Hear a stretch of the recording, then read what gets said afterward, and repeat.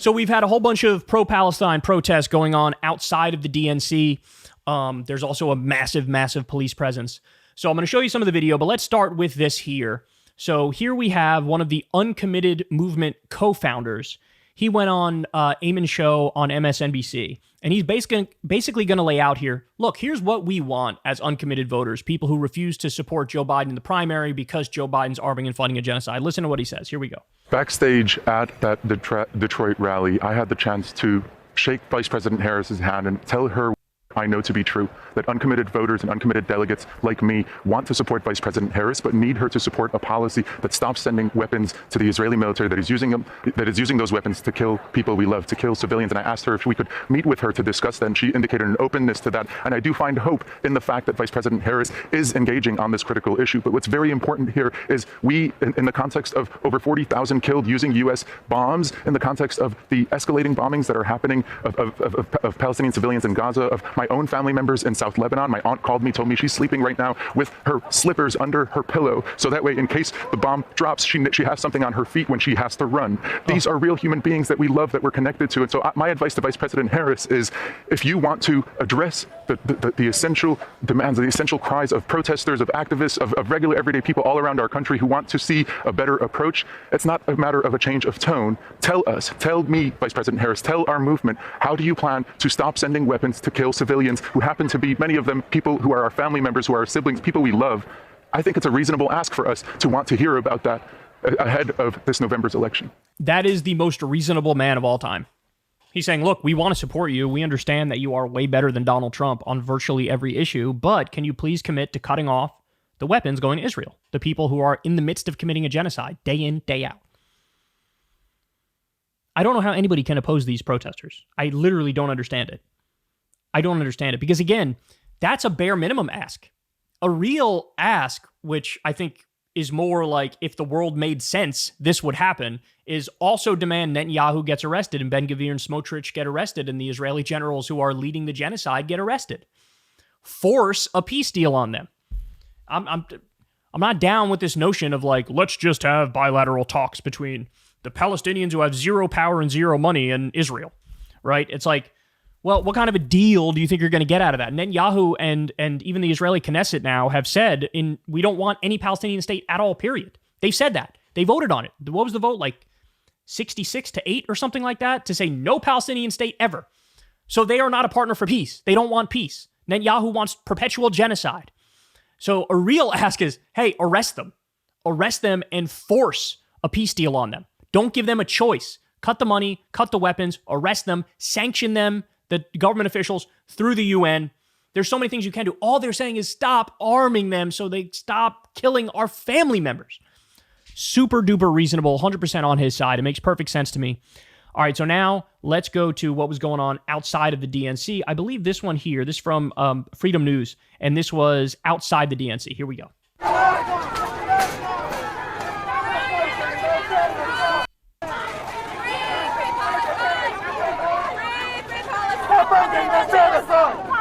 Who's she? Who's she? You get her! Who's she? Get up! Get up!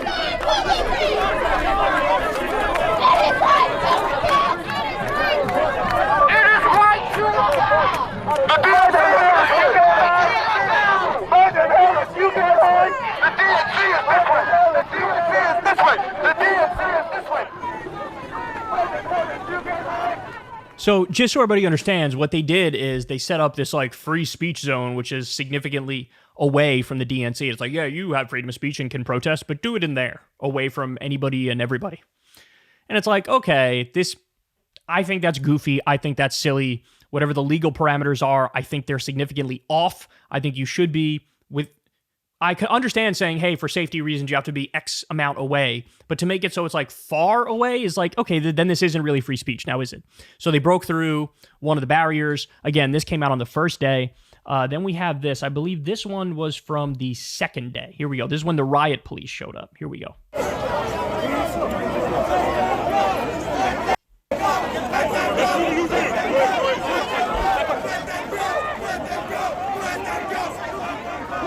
This looks like it's from Tenet Media.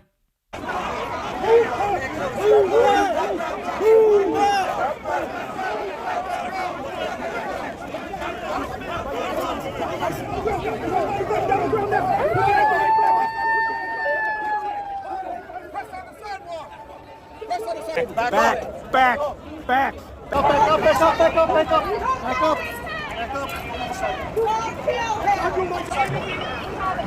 Get out of the street.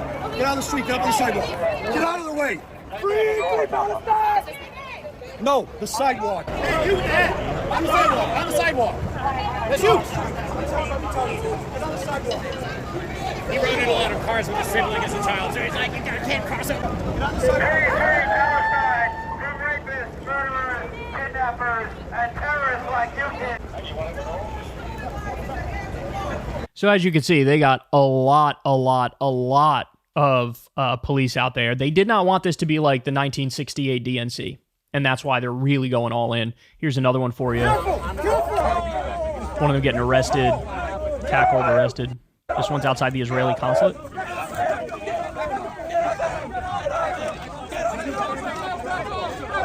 All right, so this is what was going on outside. Now, inside, this was when Biden was giving his speech. There was this moment, which is pretty interesting.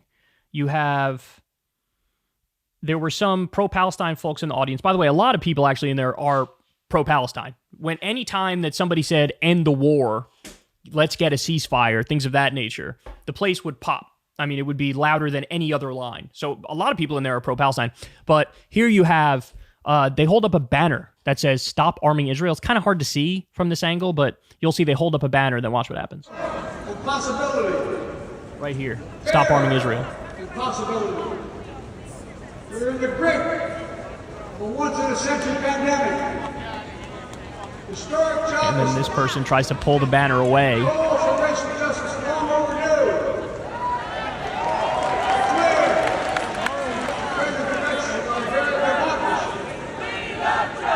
And they start a chant of "We love Joe, we love Joe," to try to like drown out. I didn't hear them saying anything, but maybe some people were saying "Stop arming Israel" or whatever.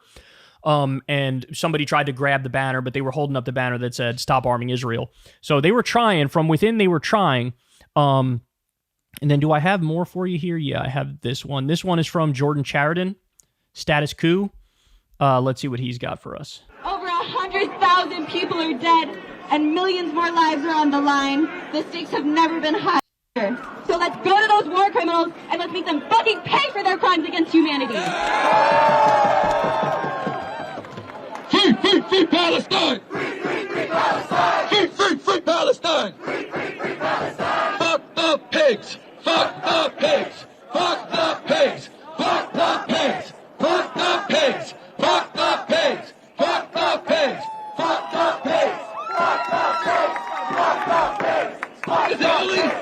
Fuck the pigs! Free Palestine! Free Palestine! Free Palestine! Free Palestine! So as for those of you who are just listening audio podcast style, they had a flag that's like a mix of the American flag and the Israeli flag, and they burned that. Then it looked like they were going to burn the American flag. You could hear the chants there, free Palestine. And they mix it in with fuck the pigs.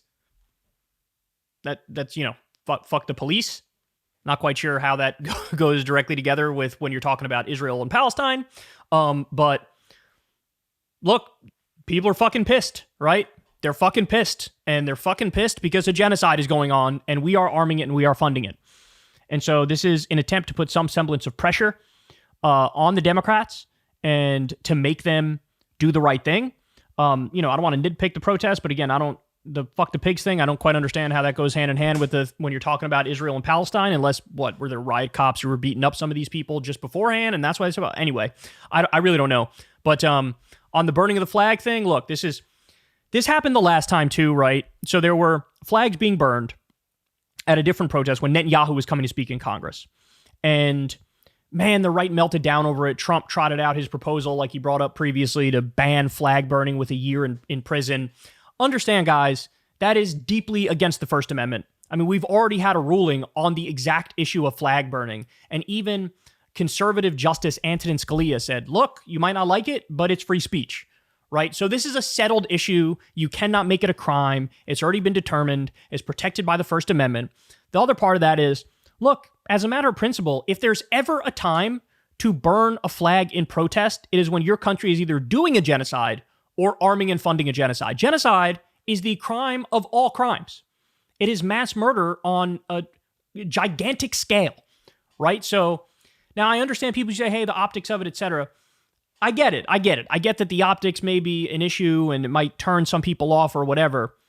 But I don't know, man. It's hard for me to really get outraged over optics when the core of this is please stop carpet bombing children, right? It's just hard for me to concern troll over optics in a situation like that. But what will happen inevitably, this is always what happens. You'll have the right focus on the worst examples from these protests and then act like it represents the entire protest, right? So this happened when they were protesting Netanyahu's speech. There was somebody who spray painted the word Hamas on something, and then it gave ammo to the right to say, look, they're out there because they're protesting for Hamas. And it's like, no, the reality is they are protesting against the genocide being carried out by Israel against Palestinians in Gaza. That's what the protest is.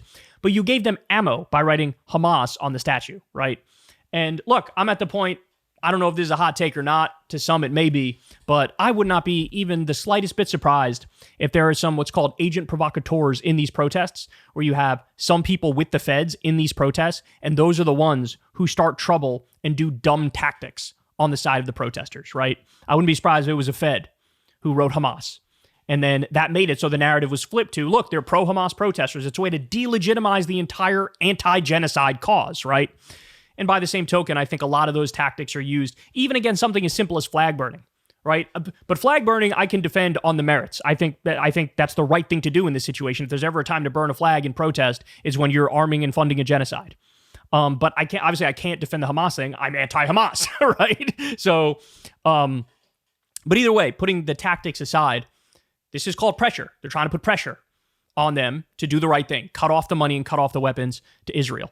But of course, as always is the case when you get into like activist movements like this, you've seen it a million times, I've seen it a million times. And even as Noam Chomsky said, there are like Antifa elements in there, and Antifa is just the biggest gift to the right for the reason I just described. Because then they could take the fringe examples, define the whole movement by it, and act like they're all unreasonable. See, they're all pro-Hamas. So I wish that the idiots would sort of stop doing idiotic things. But having said that, overall, I have to support the protest because they're just trying to stop the mass murder of innocent Palestinians. Hey, y'all, do me a favor and like and subscribe. It helps out big time in the algorithm. Click the bell as well for notifications when videos drop. And watch that video on screen right now. You know you want to.